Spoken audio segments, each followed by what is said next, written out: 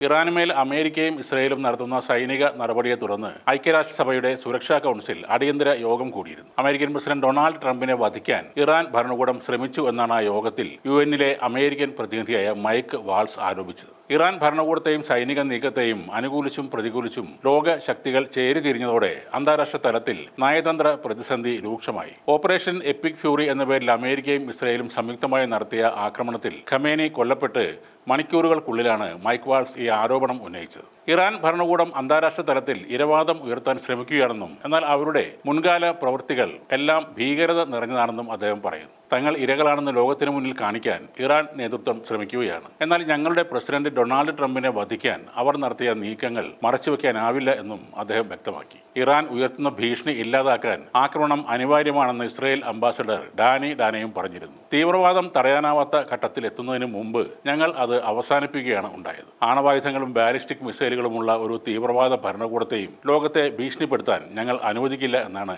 Israel ambassador പറഞ്ഞത്. അമേരിക്കയുടെയും ഇസ്രയേലിന്റെയും ആക്രമണത്തിൽ നൂറുകണക്കിന് ഇറാൻ പൗരന്മാർ കൊല്ലപ്പെട്ടതായും ഇത് മനുഷ്യത്വത്തിന് എതിരായ ഒരു യുദ്ധക്കുറ്റമാണെന്നും Iran ambassador Amir Saeid Iravani പറഞ്ഞു. അമേരിക്കയുടെ ഭീഷണികളെക്കുറിച്ച് നേരത്തെ മുന്നറിയിപ്പ് നൽകിയിട്ടും സുരക്ഷാ കൗൺസിൽ നിസ്സംഗത പാലിച്ചുവെന്നും അദ്ദേഹം ആരോപിച്ചു. മറ്റൊരു രാജ്യത്തിന്റെ രാഷ്ട്രീയ ഭാവിയെ ബലം പ്രയോഗിച്ച് നിയന്ത്രിക്കാൻ ഏത് രാജ്യത്തിനാണ് അവകാശമുള്ളത് എന്നുകൂടെ അദ്ദേഹം ചോദിക്കുന്നു. ആ യോഗത്തിൽ അമേരിക്കൻ ഇറാൻ പ്രതിനിധികൾ തമ്മിൽ രൂക്ഷമായ വാഗ്വാദമുണ്ടായിരുന്നു. സംസാരിക്കുമ്പോൾ മര്യാദ പാലിക്കണമെന്ന് ഞാൻ അമേരിക്കൻ പ്രതിനിധിയോട് ഉപദേശിക്കുന്നു. അതാണ് നിങ്ങൾക്കും നിങ്ങളുടെ രാജ്യത്തിനും നല്ലത് എന്ന് ഇറവാനി മുന്നറിയിപ്പും നൽകി. എന്നാൽ സ്വാതന്ത്ര്യത്തിനു വേണ്ടി ദാഹിച്ച സ്വന്തം നാട്ടുകാരെ കൊന്നൊടുക്കിയ ഒരു സ്വേച്ഛാധിപത്യ ഭരണകൂടത്തെയാണ് നിങ്ങൾ പ്രതിനിധീകരിക്കുന്നത് എന്ന് മൈക്ക് വാൾസ് മറുപടിയും നൽകി. ഇറാൻ ഭരണകൂടം ലോകത്തെ മനഃപൂർവ്വം അസ്ഥിരപ്പെടുത്തുകയാണെന്നും അമേരിക്കൻ സൈനികരുടെയും പൗരന്മാരുടെയും മരണത്തിന് അവർ ഉത്തരവാദികളാണെന്നും വാൾസ് ആരോപിക്കുന്നു. അമേരിക്കൻ പ്രസിഡന്റ് ഡൊണാൾഡ് ട്രംപിനെ ഇല്ലാതാക്കാൻ ഇറാൻ സ്വയം മുന്നോട്ട് വന്നിട്ടില്ല. പകരം അവർ ചെയ്തത് അവരുടെ ഷാഡോ സായുധ ഗ്രൂപ്പുകളെ ഉപയോഗിക്കുകയായിരുന്നു. എന്നിട്ട് ഇപ്പോൾ ലോകത്തിനു മുന്നിൽ സ്വയം ഇരകൾ എന്ന രീതിയിൽ അവതരിപ്പിക്കാൻ അവർ ശ്രമിക്കുന്നു എന്നും മൈക്ക് വാൾസ് ആരോപിച്ചു.